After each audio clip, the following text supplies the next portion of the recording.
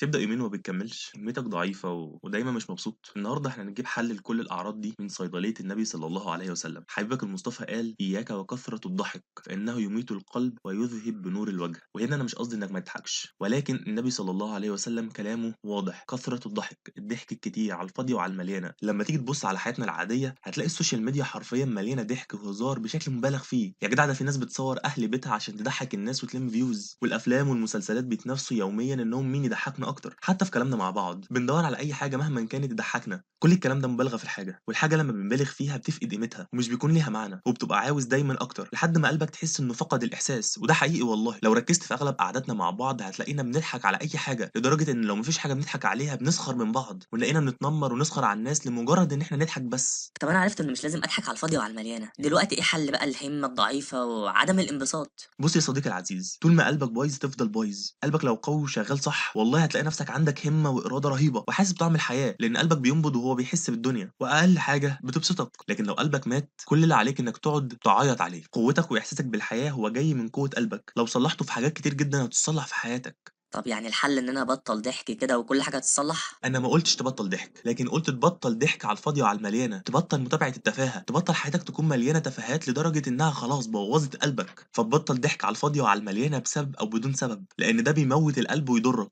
وبالمرّة وأنت ماشي لو عايز تصلّح قلبك بجد وترجع تحس بطعم الدنيا، عليك بحديث النبي صلى الله عليه وسلم: "تُعرض الفتن على القلوب كالحصير عودًا عودًا، فأي قلب أشربها نُكتت فيه نُكتةً سوداء." يعني قلبك من كتر المعاصي بيسوَد ويضلّم، وكتر ما بتتعرّض لذنوب وفتن وبتشربها وبتعدّيها عادي زي الأفلام واللي بنشوف فيه واللي في الشارع وكل حاجة، قلبك بيسوَد وبيحجّر، ومهما عملت هيفضل بايظ ومش حاسس بأي حاجة، لا عارف إنك تجتهد وتسعى ولا عارف إنك أنت تنبسط بالدنيا. فغرضي النهارده من الفقرة دي إن أنا أنبّهك لحاجتين: الضحك ومتابعة التفاهة على الفاضية وعلى المليانة، وكتر الذنوب اللي في حياتنا اللي لازم ناخد خطوة عشان نخلص منها، ونبدأ إن إحنا نضبط حياتنا من تاني، نرجّع قلبنا ينبض تاني بالحياة، يضخ الدم ويبدأ يحس بطعم الدنيا بدل ما هو عايش لا بيه ولا عليه. في الأخير حابب أفكّرك إن إحنا في شهر شعبان، شهر يغفل عنه الناس. حاول تصوم ما تبقى منه استعدادًا لرمضان.